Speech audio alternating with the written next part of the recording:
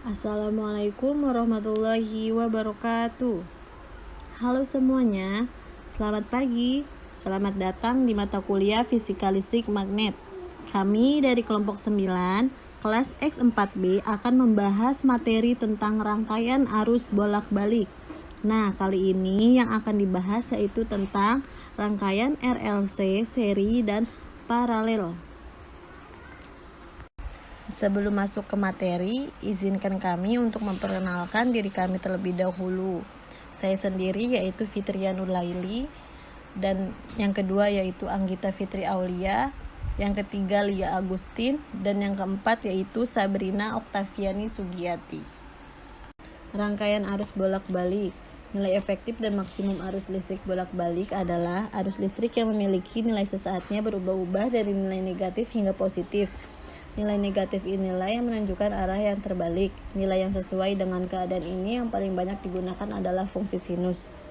Kuat arus dan tegangan arus bolak-balik yang memenuhi fungsi sinus ini dapat dirumuskan sebagai berikut. I sama dengan I max dikali sin omega dikali T. I yaitu nilai arus sesaat dengan satuan ampere. I max yaitu nilai arus maksimal dengan satuan ampere. Omega itu kecepatan sudut, dan T adalah waktu dengan satuannya sekon. Dan yang kedua adalah V. V sama dengan V max dikali sin omega dikali T. V nilai tegangan sesaat dengan satuan volt. V max nilai tegangan maksimal dengan satuan volt. Omega kecepatan sudut, dan T yaitu waktu dengan satuan sekon. Baik, terima kasih Kak Fitri. Maka akan saya lanjutkan kembali jenis-jenis rangkaian arus bolak-balik, yaitu yang pertama resistor. Jika sebuah resistor dialiri arus bolak-balik, ternyata arus dan tegangannya tetap sefase atau sama dengan 0. Nilai hambatannya tetap dan sering disebut reaktansi resistif. Sifat ini sama saja saat resistor dialiri arus searah atau arus DC. Yang kedua yaitu induktor. Jika induktor dihubungkan arus searah memiliki hambatan yang hampir 0. Ternyata saat dialiri arus AC akan timbul hambatan yang dinamakan reaktansi induktif. Besarnya memenuhi persamaan. Reaktansi induktor sama dengan kecepatan sudut dikali induktansi induktor. Kemudian yang ketiga adalah kapasitor. Jika kapasitor dihubungkan arus searah memiliki hambatan tak hingga. Ternyata saat dialiri arus AC akan timbul hambatan yang dinamakan reaktansi kapasitif. Maka besarnya memenuhi persamaan, yaitu reaktansi kapasitor sama dengan 1 per kecepatan sudut dikali kapasitansi kapasitor. Baik, selanjutnya harga efektif arus bolak-balik. Dalam rangkaian arus bolak-balik, baik tegangan maupun kuat arusnya berubah-ubah secara periodik.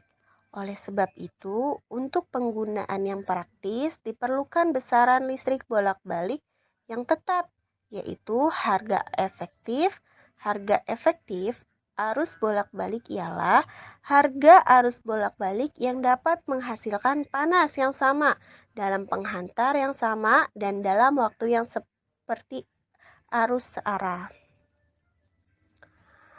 Kuat arus dan tegangan yang terukur oleh alat ukur listrik menyatakan harga efektifnya.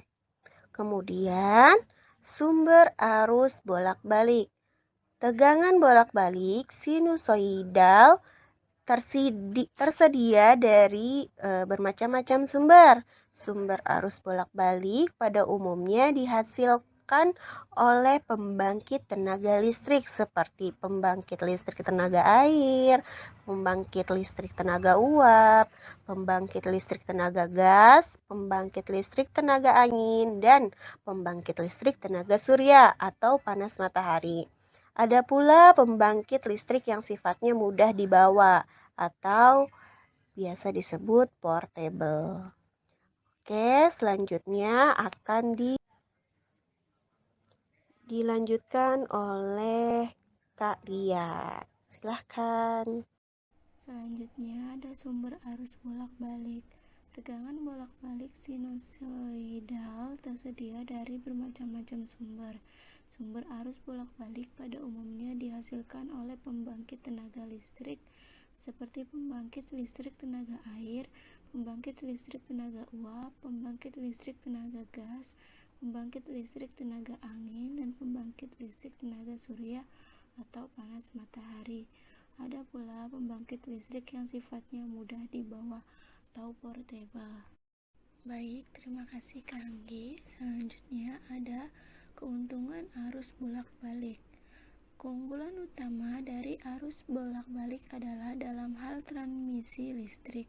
Sejak awal, Tesla dan Westinghouse menyadari bahwa agar tenaga listrik menjadi praktis, maka harus dapat ditransmisikan secara efisien. Dalam jarak yang jauh, zaman itu PLTA adalah pembangkit yang paling populer. Sementara sumber air berada pada daerah yang sangat jauh dari pusat beban yang memerlukan jalur transmisi yang panjang. Baik arus AC maupun DC sama-sama memiliki tahanan yang menyebabkan daya hilang atau loss dalam proses penghantaran. Kelebihan lain dari arus bolak-balik adalah penggunaannya untuk jenis-jenis lampu modern seperti neon atau lampu CVL.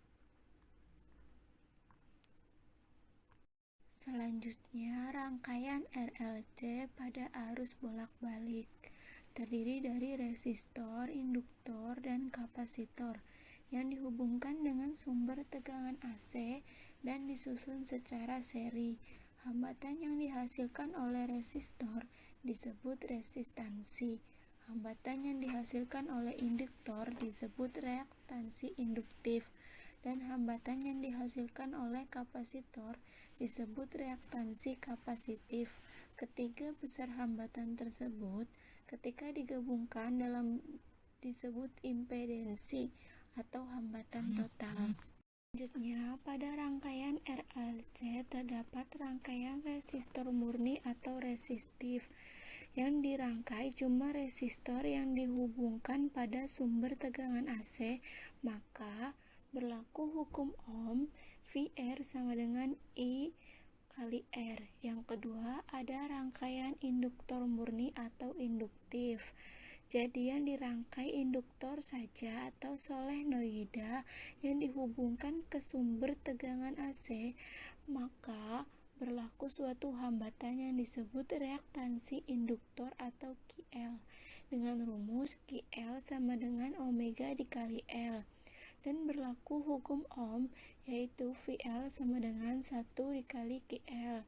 Yang ketiga, terdapat rangkaian kapasitor murni atau kapasitif.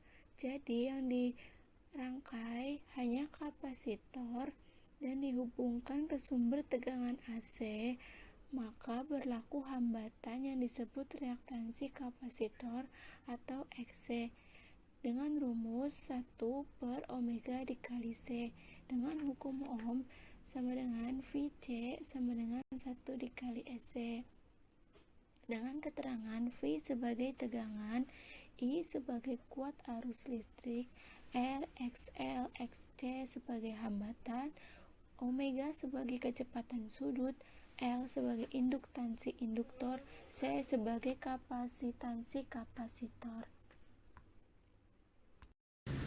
Selanjutnya rangkaian RLC seri diagram phasor yang terlihat pada gambar. Hambatan totalnya disebut impedansi yang dilambangkan dengan huruf Z, yang memiliki rumus Z sama dengan akar R pangkat 2 ditambah dalam kurung XL min XC tutup kurung pangkat 2. Z yaitu impedansi dengan lambang omega. Lalu berlaku hukum Ohm, yaitu rumusnya Vmax sama dengan Imax Z. Selanjutnya, cos theta sama dengan R per Z, faktor daya. Daya disipasi yaitu daya yang diserap rangkaian. Yang memiliki rumus P sama dengan VF IF cos theta. P yaitu daya atau watt. Yang memiliki rumus lagi P sama dengan VIF IIF R per Z. Selanjutnya, rangkaian RLC seri, jika XL lebih dari XC, rangkaian bersifat induktif. Jika XC lebih dari XL, rangkaian bersifat kapasitif. Jika XL sama dengan XC, rangkaian bersifat resistif atau terjadi resonansis. XL sama dengan XC. Omega L sama dengan 1 per omega C. Omega pangkat 2 sama dengan 1 per LC. Omega sama dengan akar 1 per LC. Terus ada 2PF sama dengan 1 per akar LC. Frekuensi resonansi yang memiliki rumus F sama dengan 1 per 2Pi akar LC. Yang dapat dilihat F yaitu frekuensi yang dilambangkan dengan Hz, L induktansi induktor yang dilambangkan dengan H, C kapasitansi kapasitor yang dilambangkan dengan huruf F. Selanjutnya yaitu rangkaian RLC paralel. Rangkaian RLC paralel adalah rangkaian elektronika yang atas resistor induktor dan rangkaian yang terdiri dari paralel dengan sumber bolak-balik atau AC. Pada rangkaian RLC paralel, terjadi pembagian arus listrik dari sumber menjadi 3, yaitu menuju resistor, induktor, dan pemilihan. Yang terlihat pada gambar, impedansi rangkaian RLC paralel. Contoh soal yang pertama, susunan seri hambatan 40 dan kapasitor dengan reaktasi kapasitif 30 dihubungkan dengan sumber arus bolak-balik. Tegangan efektifnya yaitu 220 volt. Berapakah tegangan efektif pada resistor tersebut? 40 itu adalah hambatannya 40 ohm. Kapasitifnya 30 ohm. VZ-nya itu 220 volt. Nah, yang ditanya itu tegangan efektifnya. Sebelum mencari tegangan, kita masuk ke rumus impedasinya dulu. Rumusnya itu akar XC kuadrat plus R kuadrat. X-nya 30 kuadrat plus 40 kuadrat. 30 kuadrat itu 900 ditambah 40 kuadrat itu 1600. Nah, 900 ditambah 1600 hasilnya 2500. Akar dari 2500 yaitu 50 ohm. Nah, selanjutnya ke rumus kuat arus listrik. VZ per Z 220 per 50 dapatlah 4,4 ampere. Nah, yang terakhir yaitu tegangan efektifnya. VR sama dengan I kali R. I-nya itu 4,4 dikali R-nya itu 40 ohm. Jadi hasilnya 176 volt. Baik, selanjutnya contoh soal yang kedua. Pada rangkaian seri RC, jika tegangan resistif dan tegangan kapasitif masing-masing adalah 50 volt dan 120 volt, maka tegangan totalnya adalah, di sini telah diketahui tegangan resistornya itu 50 volt dan tegangan kapasitornya itu 120 volt. Maka tegangan totalnya ialah akar dari kapasitor pangkat 2 plus tegangan resistor pangkat 2. Maka dihasilkan akar dari 120 pangkat 2 ditambah 50 pangkat 2 sama dengan akar dari 16.900 sama dengan 130 volt. Soal selanjutnya yaitu sebuah hambatan 600, induktor 1000, dan kapasitor 200 disusun seri.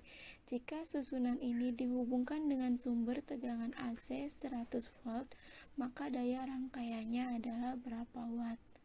Diketahui R sama dengan 600 ohm, XL sama dengan 1000 ohm, XC sama dengan 200 ohm, FZ sama dengan 100 volt. Yaitu berapa nilai dari P. Mari kita cari dengan rumus Z sama dengan akar dari XL dikurangi XC pangkat 2 plus R pangkat 2, yaitu akar dari XL 1000 dikurangi XC 200 pangkat 2 plus R sebagai 600 pangkat 2, menghasilkan akar dari 640.000 ditambah 360.000, yaitu sama dengan akar dari 1 juta sama dengan 1000 ohm. Untuk mencari I, kita menggunakan rumus FZ per Z sama dengan 100 per 1000 sama dengan 0,1 ampere. Dengan demikian, maka untuk mencari daya rangkainya adalah V dikali I sama dengan 100 dikali 0,1 sama dengan 10 watt. Jadi daya rangkainya adalah 10 watt. Contoh soal, sebuah resistor 300 ohmega, induktor 2H, dan kapasitor 20 μF dirangkai secara seri serta dihubungkan dengan sumber tegangan 200 volt 100 radian per second. Tentukanlah A. reaktansi induktif, reaktansi kapasitif, dan sifat rangkaian. B. Impedansi. Kita jawab, diketahui R sama dengan 300 ohmega, L sama dengan 2H, C sama dengan 20 μF, sama dengan 20 dikali 10 min 6F. Lalu omega sama dengan 100 radian per second. Ditanya XL, XC, Z, dan sifat rangkaian. Kita jawab, XL sama dengan omega L sama dengan 100 kali 2, yaitu menghasilkan 200 omega. XC sama dengan 1 per omega C sama dengan 1 per 100 dikali 20 dikali 10 pangkat min 6 sama dengan, yaitu hasilnya 500 omega. Karena XL lebih kecil XC, rangkaian bersifat kapasitif. Lalu untuk yang B, Z sama dengan akar R pangkat 2 ditambah dalam kurung XL min XC tutup kurung pangkat 2. Z sama dengan akar 300 pangkat 2 ditambah 200 min 500 pangkat 2. Z sama dengan akar 90.000 ditambah 90.000 menghasilkan akar 180.000. Lalu yang dihasilkan menjadi Z sama dengan 424,26 omega.